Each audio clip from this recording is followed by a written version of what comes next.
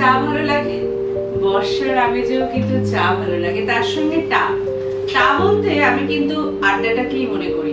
অনেকে টা বলতে ভাজাভুজি বা বিস্কিটকে মনে করে, আমি টা বলতে চায়ের সঙ্গে টা মানে চায়ের সঙ্গে আড্ডা। ঐতিহ্য আর আধুনিকতার মেলবন্ধনে আড্ডা, সঙ্গে অবশ্যই সোনালী এই শিরোনামে অনুষ্ঠান দেখতে দেখতে অনেকগুলো পর্ব করে ফেললাম। সেটা করতে সাহস পেলাম এই জন্য যে তোমরা আমার পাশে ছিলে, আপনারা আমার পাশে ছিলেন, তোরা আমার পাশে ছিলিস।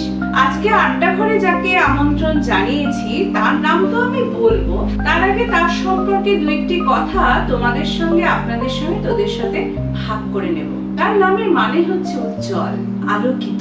সে পড়াশোনা করেছে কোম্পানি সেক্রেটারিশিপ নিয়ে, কিন্তু সে ওই যে আমরা শিক্ষা লাভ করি সেই কাজগুলো কি সেই শিক্ষা থেকে করতে পেরেছি, নাকি আমাদের জীবনে চলার পথে নানান ধরনের ঘটনায় শিক্ষিত হয়ে তারপর কাজ করেছি, সেই বিষয়ে তার কাছ থেকে জেনে নেব।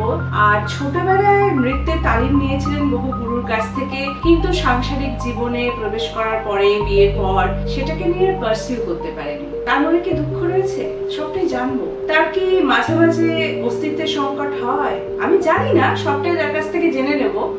তার সঙ্গে আলাপ করিনি, বিশাল বড় একটা নাম, কিন্তু ভীষণ গ্ল্যামারাস। তার কাছ থেকে সাজাগোজার ব্যাপারটা নানান অনুষ্ঠানে যখন দেখা হয়েছে, আমি কিন্তু ঠিক দেখে নিয়েছি সে খুব সাজতে ভালোবাসে। সেটা কার কাছ থেকে এসেছে সেটাও শুনবো। তাহলে চায়ের সঙ্গে আড্ডা কার সঙ্গে?